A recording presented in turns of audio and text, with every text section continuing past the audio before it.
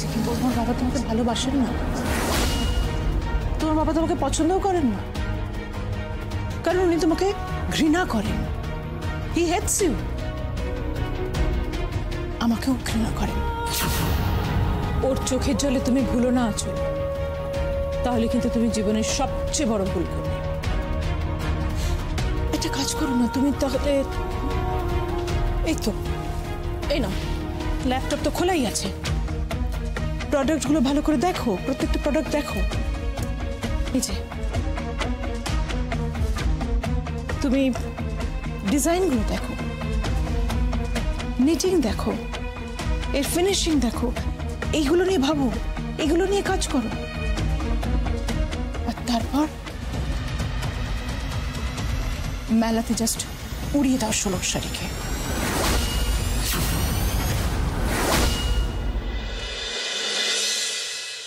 পিন্দারে পলাশের বন পলাবো পলাবো মন, পিন্দারে পলাশের বন পলাবো পলাবো বন, ল্যাংটা ইঁদুরে ঢোল কাটে, ল্যাংটা ইঁদুরে ঢোল কাটে, হে কাটে রে বোতরে পীড়িতির ফুল ফোটে, বোতরে পীড়িতির ফুল ফোটে।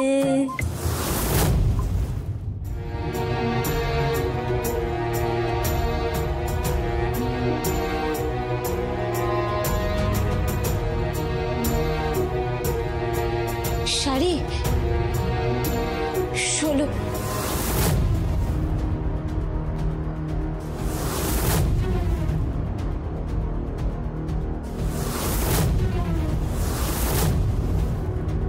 বোন কি হয়েছে? বোন কি হয়েছে? কিছু না। কিছু না মানে? তোর পোশাক টোশাক কেমন একটা লাগছে, কিছু কি হয়েছে?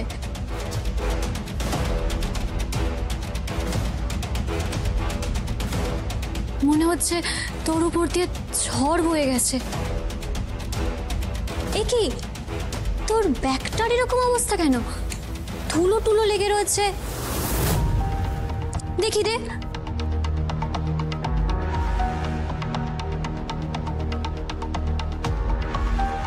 এ কি, শাড়িগুলো তো এখানেই রয়েছে, ওরা নকশা দেখেনি?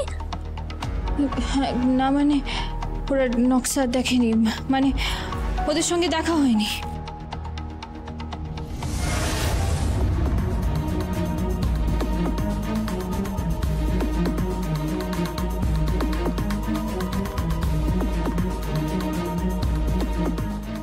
কি গোপন করছো তুমি?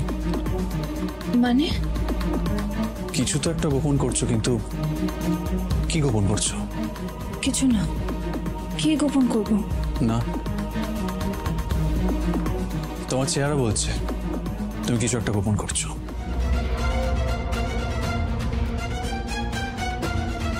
শাড়ি বলছে তোমার ব্যাগে ধুলো লেগে, নোংরা লেগে কিছু তো একটা হয়েছে। ঠিক আছে, ওদের সাথে কথা হয়নি? অর্ডার দেয়নি ওরা?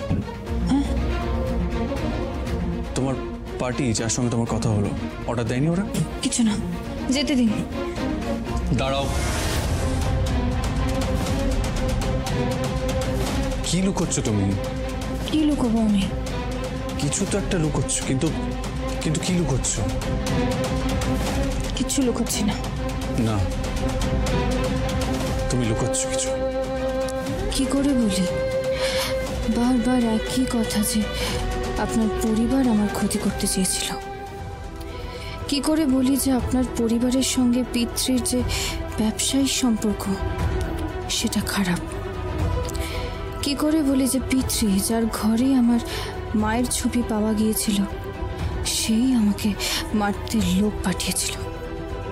আমি নিশ্চিত তার পেছনে আঁচল মুখার্জি আছে, প্রিয়দর্শিনী মুখার্জি আছে, যারা আপনার দিদি, আপনার মা।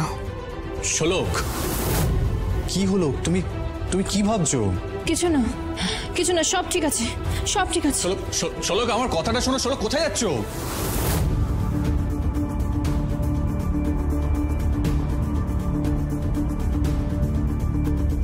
ও কিছু তো একটা গোপন করলো। কিছু তো একটা গোপন করছে। কি গোপন করলো? কি করতে পারে? ওকে এরকম লাগলো কেন? হাসি মুখে গেল আর ফিরল যখন মনে হচ্ছে ঝড় হয়ে গেছে। আঁচল, আঁচল, ইয়েস মম, বলো। রেডি? হ্যাঁ হ্যাঁ রেডি। চল তাড়াতাড়ি বেরোই, আজকে একটা কোন কল আছে বুঝেছো? মিস্টার ডেভিড আর ক্যাথরিনের সঙ্গে, ওনারা ইউকে থেকে আসছেন, আমাদের সঙ্গে কথা বলতে চাইছেন। তাই নাকি? হ্যাঁ, আর আমাদের তো এমনিতেই প্রচুর শাড়ি ওখানে এক্সপোর্ট হয়, তবে এবারের টার্গেট কিন্তু গতবারের double. That means profit double or maybe more than that. Yes mom, আমি আমার সেলস টিমকেও পাঠিয়ে দিয়েছি। ওরা এখন মোটামুটি ইন্ডিয়ার টপ টপ ক্লায়েন্টস যারা, তাদের সাথে বসে তাদেরকে ডেকে একটা মিটিং করছে, প্রেজেন্টেশন দিচ্ছে বেশ। That's great, fantastic. চলো চল।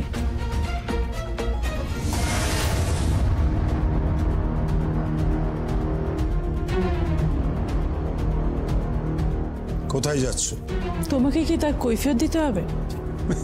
না না না, কৈফিয়ত নয়, কৈফিয়ত নয়, বলতে পারো এটা আমার কৌতূহল। মানে এই চিত্রটা তো সচরাচর দেখা যায় না, তাই না? মানে একই পরিবারে শাশুড়ি মা তার মেয়ে, মানে ননদের সঙ্গে সেই বাড়ির বৌমার দ্বৈরথ, এটা সচরাচর চোখে পড়ে না। তাই ভাবছিলাম যে নিশ্চয়ই খুব আটঘাট বেঁধে যুদ্ধে নেমেছ, না? কোন যুদ্ধের কথা বলছো? কে যুদ্ধ করবে ড্যাড? তোমার ওই বৌমা ষোলো, ওকে আমরা কাউন্টি করিনি ড্যাড, খড়কুটোর মতো উড়ে যাবে। ও কাউন্টি করো না, তাই নাকি? আচ্ছা তাই যদি হয় তাহলে কাল রাতে কতগুলো গুন্ডা পাঠিয়ে মেয়েটাকে মেরে ফেলতে চেয়েছিলে কেন? আদিত্য, enough. আর একটাও কথা বলো না, টলারেট করতে পারছি না। বলেই যাচ্ছ টিপিক্যাল মিডল ক্লাসের মতো বক বক বক বক করেই যাচ্ছ, থামছই না। চুপ করো, আর আমাদের বিজনেসটা আমাদের মতন করে করতে দাও, তার মধ্যে ইন্টারফেয়ার করো না। মাথায় রেখো সবকিছুর একটা লিমিট আছে। হ্যাঁ সেটাই তো বলছি, সবকিছুর একটা লিমিট আছে Priyadarshini. Sorry sorry sorry sorry, Priyadarshini না, প্রিয়দর্শিনী মুখার্জি ম্যাডাম। ভুল বলে ফেলেছি। আসলে আমি তো এখানে একটা কাজের লোক ছাড়া আর কিছু নই, আমার একটা জাস্ট পোর্টফোলিও রয়েছে। আর আমার পরিচয়টা হচ্ছে যে আমি প্রিয়দর্শিনী মুখার্জির পতি। আর আমার কাজটাও অদ্ভুত, বাড়ির ছোট ছোট ছেলে মেয়েদের মানুষ করা, তাদেরকে বড় করে তোলা।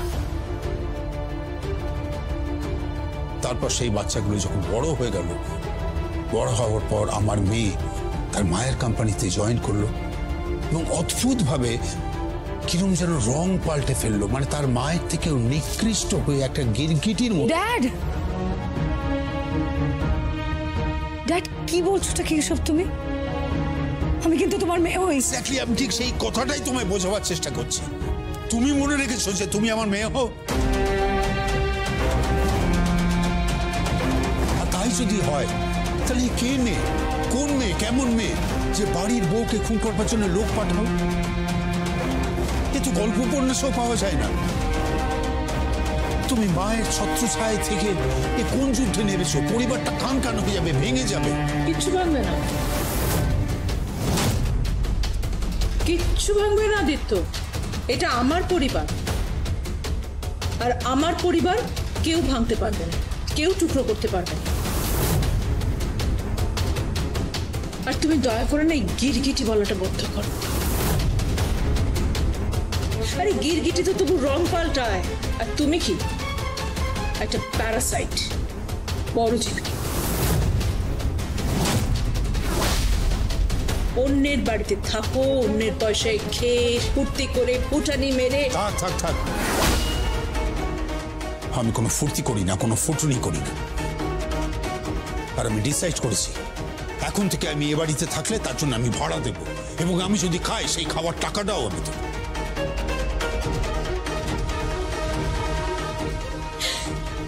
সেটাও তো হাত পেতে আমার কাছ থেকেই চাইবে। Mom please please mom, enough. যতই হোক উনি আমাদের ড্যাড হন। ড্যাড? তুমি জানো শোলককে এই বাড়িতে কে ঢুকিয়েছে?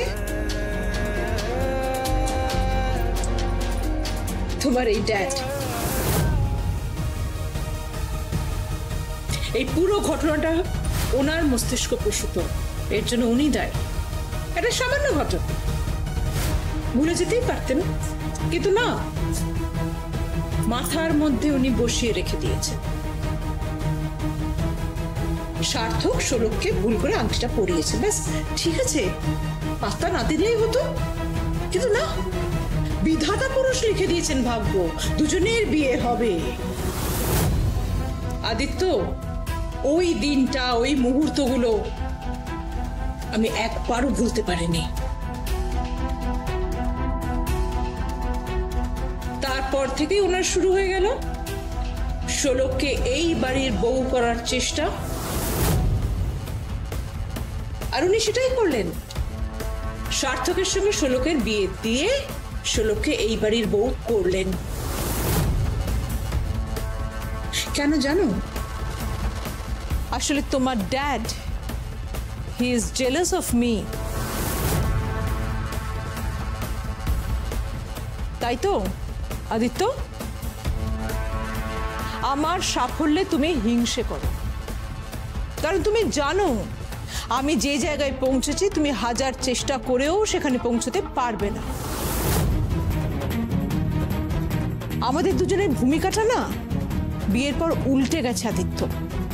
আমি স্বামীর দায়িত্ব পালন করেছি আর তুমি স্ত্রীর দায়িত্ব পালন করেছো। তাই জন্য তুমি বাচ্চাদের সামলেছো, মানুষ করেছো, টেক কেয়ার করেছো, আমি সেটা মানছি। হ্যাঁ, আমি সেটা মানছি। তোমাকেও মানতে হবে আদিত্য, তোমাকেও মানতে হবে। তুমি অস্বীকার করতে পারো না যে ওই সময় আমি বাইরের জগতে কি পরিমাণ পরিশ্রমটা করেছি। কোম্পানি তৈরি করেছি, তাকে বড় করেছি, এত বড় বিজনেস খাড়া করেছি, তুমি সবটাই জানো। আর আজ সেই বিজনেসে আমার মেয়ে উপযুক্ত বলে তাকে বসিয়েছি, কারণ সে আমার মতো, সে আমার মতো, সে জিততে চায়, সে জিততে জানে, তার জেতার খিদে আছে। ও তোমার মতো নয়, তোমার মতন শুধু সার্থক। তাই তো দেখো না, একটা দিনমজুরের মেয়েকে সিঁদুর পরিয়ে বিয়ে করে বাড়ির দরজায় এনে দাঁড় করিয়ে দিয়েছে। সোসাইটিতে কান পাতলে না আমাদের বাড়ির এই কেচ্ছা কেলেঙ্কারির কথা শুনতে পাচ্ছি। লোকে হাসাহাসি করে। হ্যাঁ, তোমার ছেলের এই বিয়ের গল্প নিয়ে লোকে উপহাস করে আদিত্য। এসব কথা থাক মম, অনেক হচ্ছে, চলো যাই আমরা, প্লিজ চলো। আর ড্যাড, আমি তোমার মেয়ে হই, এই নিয়ে আমার কোনো সংশয় নেই। তোমার থাকতে পারে, আমি জানি ড্যাড। ছোটবেলা থেকে মমের অবর্তমানে, মম যখন বাইরে বিজনেসের কাজে নানান জায়গায় যেতে বাধ্য হতো, তুমি তখন আমায় মানুষ করেছো, আমাদের প্রত্যেককেই করেছো। তুমি ভালোবাসা দিয়েছো, মায়ের স্নেহ দিয়েছো, মমতা দিয়েছো, ড্যাড সমস্ত ভাবে যা যা করার তুমি করেছো। কিন্তু আজ সেই স্নেহ, সেই ভালোবাসা, সেগুলো সব বদলে গিয়ে কেমন একটা ঘৃণা হয়ে গেছে না ড্যাড? হেট্রেড, হেট্রেড ছাড়া তো আর কিছু না, নাথিং মোর দ্যান দ্যাট। আর যদি সেটা না হতো তাহলে তুমি আজকে তোমার এই মেয়ের পাশে থাকতে, ওই মেয়েটার পাশে না। না শোলক একটা দিন মজুর, তুমি তার পাশে থাকতে না ড্যাড, তুমি আমার পাশে থাকতে। আর হ্যাঁ ড্যাড, ওই মেয়েটার এই বাড়িতে কোনো জায়গা হবে না, ওকে ঢুকতে তো দেব না। যদিও চেষ্টা করে ও ঠ্যাং খোড়া করে রেখে দেবো। যদি আরো বাড়াবাড়ি করে তাহলে হ্যাঁ ড্যাড, পৃথিবীতেই থাকবে না।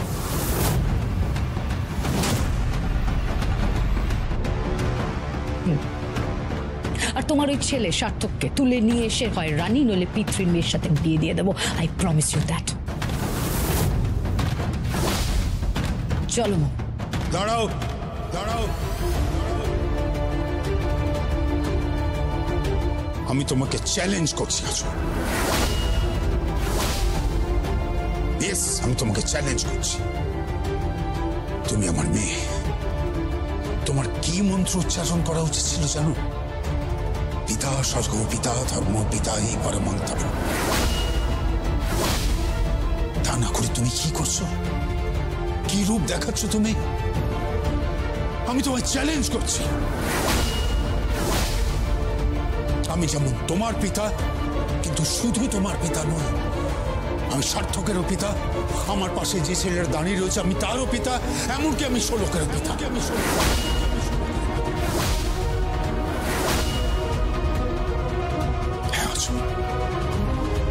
আমি ষোলকেরও পিতা, আর আমি জানি যে তুমি এটা বুঝবে না, বুঝতে চাইবে না। বোঝার দরকারও তো নেই, বরং তুমি যদি পারো না, এই শহরের ষোলককে মাথা তুলতে দিও না। আর একটা পরজীবী, আর একটা প্যারাসাইট তৈরি হতে দিও না, কারণ আমি তো ওকে মাথা তুলতে দেব না আদিত্য, তবিয়ে দেব। বুঝেছ? মাথা তুলতে দেব না বলে রাখলাম। চলো।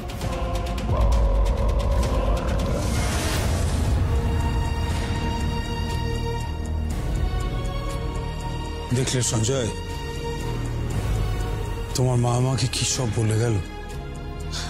প্লিজ ড্যাড, তুমি মন খারাপ করো না, কষ্ট পেও না। তুমি কষ্ট পাবো নাকি? তোমার মা তো আমাকে মানুষ বলেই গণ্য করে না। আমি আর থাকবো না এখানে, আমি চলে যাব।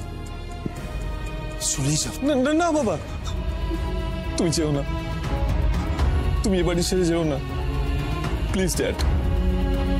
তুমি চলে গেলে ষোলকের এই বাড়িতে কোনো জায়গা হবে না, সার্থকের কোনো জায়গা হবে না। প্লিজ ড্যাড, তুমি আমার শেষ ভরসা, আমি তোমার কাছে হাত জোর করছি, তুমি যেও না।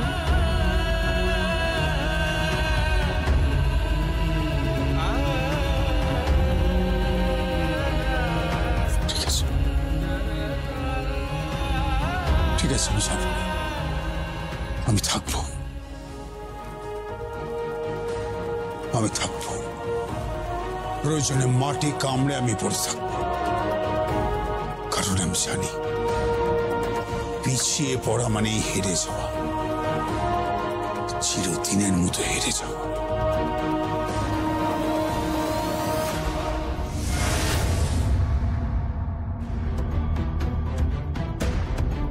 Good morning Madhukar. Good morning.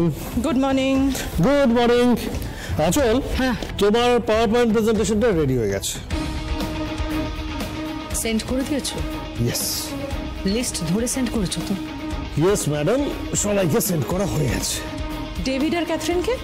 হ্যাঁ, ডেভিড অ্যান্ড ক্যাথরিনকেও পাঠানো হয়ে গেছে। ওরা 7th নাইটে ফ্লাইটে এখানে ঢুকছে। এই তো মেলা, তারপর দুদিন পুরো পশ্চিমবঙ্গের আকর্ষণ হবে এই মেলা। সেসব তো ঠিক আছে মধুকর, বাট আমার চিন্তা ওই একটা স্টল নিয়ে, ষোলক শাড়ি স্টল। এই মেলায় কোনো ক্লায়েন্ট ওদের সাথে, মানে ওরা কোনোভাবে কোনো রকম ডিল করার চেষ্টা করে বা করে নেয়? মাথা খারাপ নাকি? কে ডিল করবে? ষোলক, গ্রামের মেয়েটা sari, it's impossible. I don't think so, কখনোই পারবে না ওরা। আরে বিদেশি ক্লায়েন্টদের সাথে ডিল করা ইজ ভেরি ডিফিকাল্ট, অত সহজ নয়। দেখছো না আমাদের কত কাঠ খড় পোড়াতে হচ্ছে। আরে তাদের এটা চাই ওটা চাই, পিপিটি দিতে হবে, কোন কল বসে ডিজাইন দেখবে, আতস কাচের নিচে ফেলে নকশা মিলিয়ে তারপর অর্ডার দেবে, আর সেখানে ষোলকসামীর পক্ষে ওদেরকে হ্যান্ডেল করা জাস্ট ইম্পসিবল। সম্ভব না, ইট ইজ অ্যাবসলিউটলি ইম্পসিবল। তবু সাবধানে, কোনো মার নেই। কাকে ফোন করছো? সম্পর্কে তো সে আমাদের কুটুম হয়।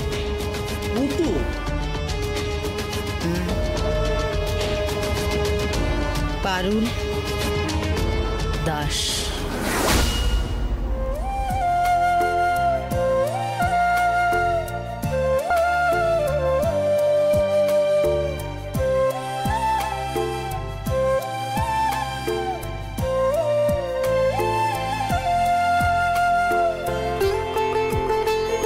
মাসি মাসি মাসি, তোমার ফোন বাজছে।